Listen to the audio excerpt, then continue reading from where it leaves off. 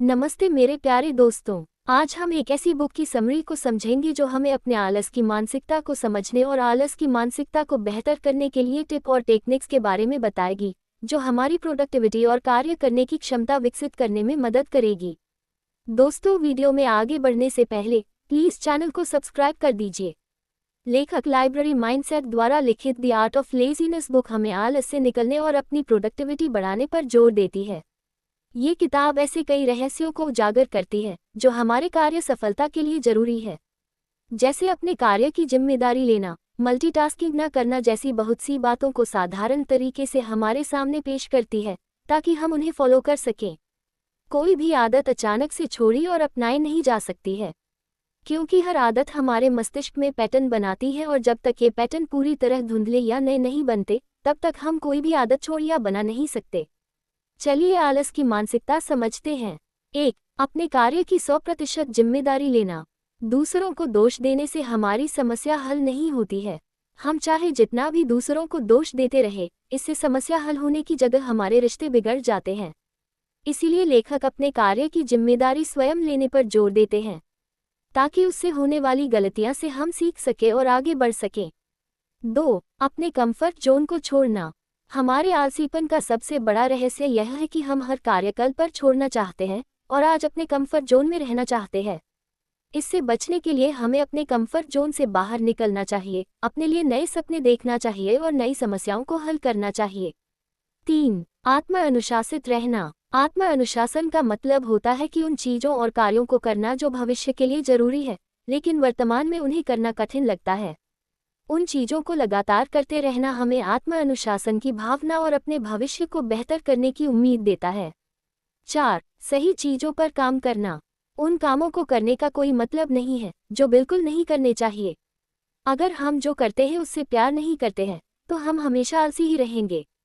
ये हमारे शरीर के संकेत हैं कि हमें अपना काम बदल लेना चाहिए। 5. परफेक्शन की भावना से दूर रहे। हमें परफेक्शनिज्म के स्विच को चालू और बंद करने में सक्षम होना चाहिए, क्योंकि कभी कभी इसकी ज़रूरत होती है और कभी कभी नहीं। हमेशा परफेक्शनिस्ट न बने, परिस्थितियों के अनुसार इसे बदलते रहे ताकि हम परफेक्शन के पीछे अपने आलस्य को न छुपा सकें। 6. औसत दर्जे का मत बनो। हमारे पास हमेशा महान बनने या औसत दर्जे का बनने का विकल्प होता है। महान बनना कोई आसान काम नहीं है। हमें हर दिन अपना सर्वश्रेष्ठ देना, असफलता मिलने पर सीखना और बहुत संघर्ष की आवश्यकता होती है।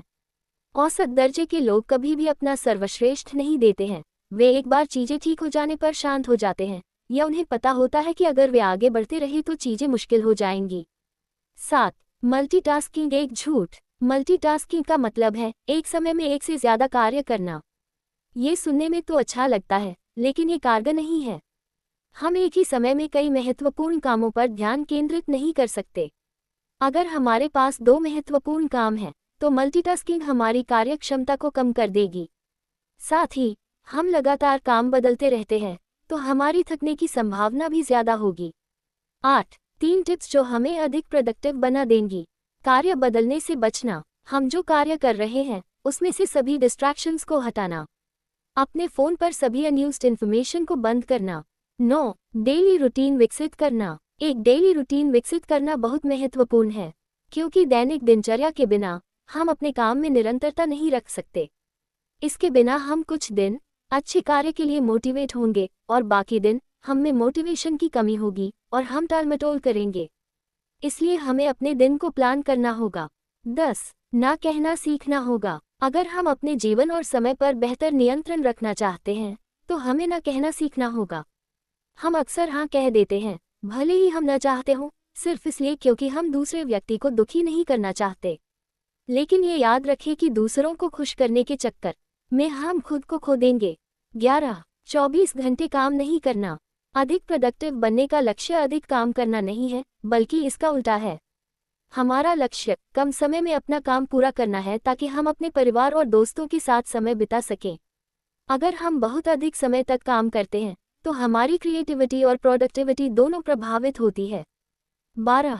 एक्शन के लिए इंतज़ार न करना।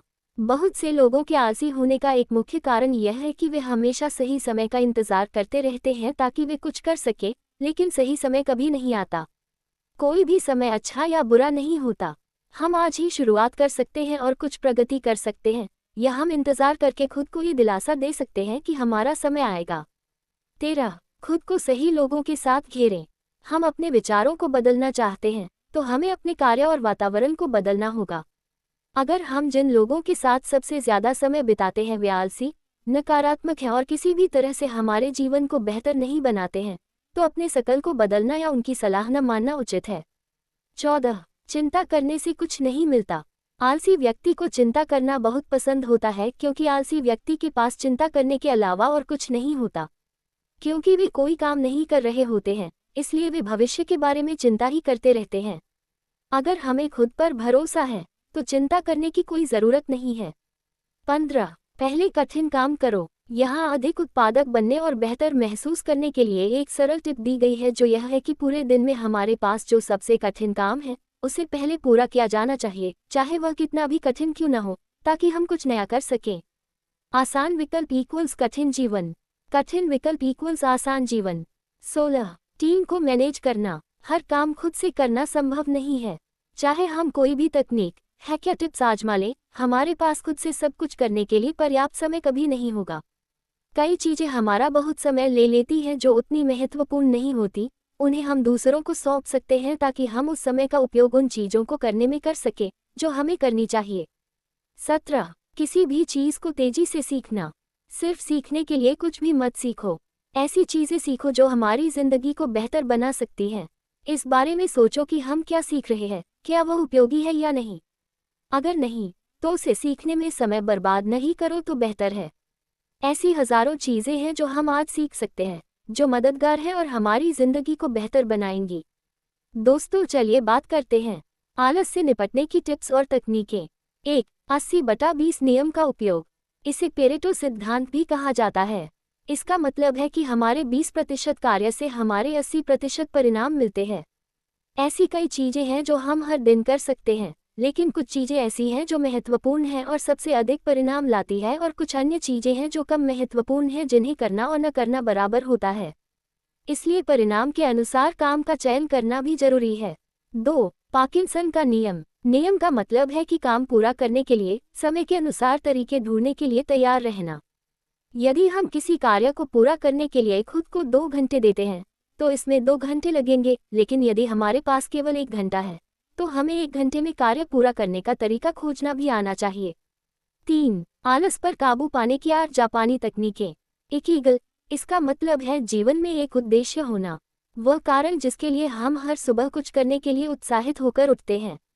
काइज़न। इसका अर्थ है हर दिन छोटे छोटे सुधारों पर ध्यान केंद्रित करना और बड़े सुधारों की प्रतीक्षा न करना, बल्कि हर दिन 1% बेहतर बनने का प्रयास करना। शोशिन। इसका मतलब है कि चीजों को एक शुरुआती मानसिकता के साथ देखना। हारा हाचिबू। इसका मतलब है कि जब हमारा पेट 80% भर जाए तो खाना बंद कर दें। अगर हम बहुत ज्यादा खा लेंगे तो हमें आलस्य महसूस होने की संभावना ज्यादा होगी। शिनरन योको। इसका मतलब है कि हमें प्रकृति के साथ ज्यादा से ज्यादा समय बिताना चाहिए। प्रकृति के साथ समय बिताना तनाव से निपटने का सबसे अच्छा तरीका है। वाबी साबी। इसका मतलब है कि पूर्णता के बजाय अपूर्णता में सुंदरता ढूंढनी चाहिए। हर समय चीजें परिपूर्ण नहीं हो सकती। गनबारू। कोई भी काम करने में ज्यादा समय नहीं लगता, चाहे कोई कितनी भी कोशिश कर ले। गमन।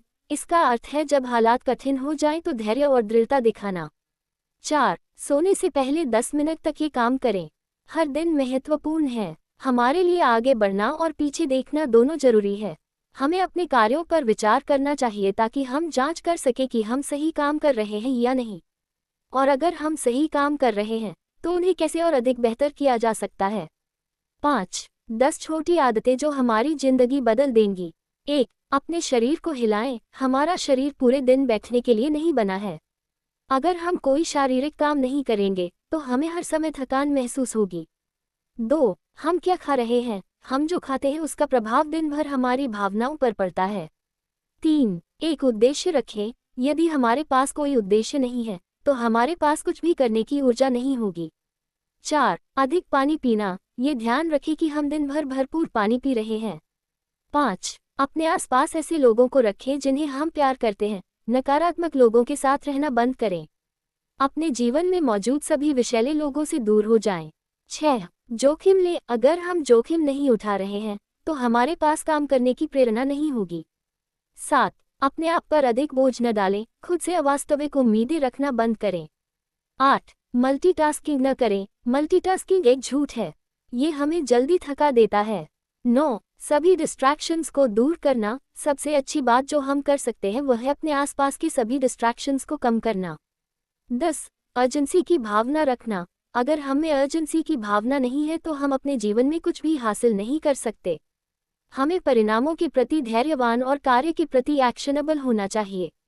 6. पोमोडोरो तकनीक का उपयोग। ये तकनीक बहुत सरल है, हमें बस इतना करना है, 25 मिनट तक बिना रुके काम करना, फिर 5 मिनट का ब्रेक लेना और इसे दोहराना।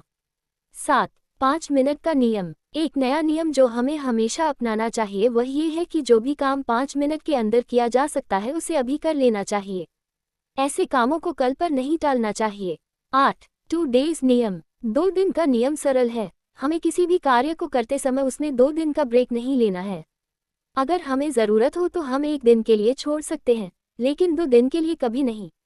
निष्कर्ष। दोस्तों, इस बुक समरी में हमने 2 महत्वपूर्ण बातें सीखी है, जो इस प्रकार है। पहली, आलस की मानसिकता को समझना, जिसमें हमने 100% जिम्मेदारी लेना, अपने कंफर्ट जोन को छोड़ना, अनुशासित रहना, सही चीजों पर काम करना, पूर्णतावाद की भावना से दूर रहना, मल्टीटास्किंग से बचना, दैनिक दिनचर्या बनाना, न कहना सीखना आदि के बारे में जाना। दूसरी, आलस को छोड़ने और उत्पादकता बढ़ाने की कुछ टिप्स और तकनीक के बारे में जाना, जिसमें 80/20 का नियम, पार्किंसन का नियम, आलस्य को काबू करने की 8 जापानी तकनीकें आदि शामिल है। धन्यवाद दोस्तों। चैनल को सब्सक्राइब करें, वीडियो को लाइक करें और अपनी राय कमेंट बॉक्स में लिखें।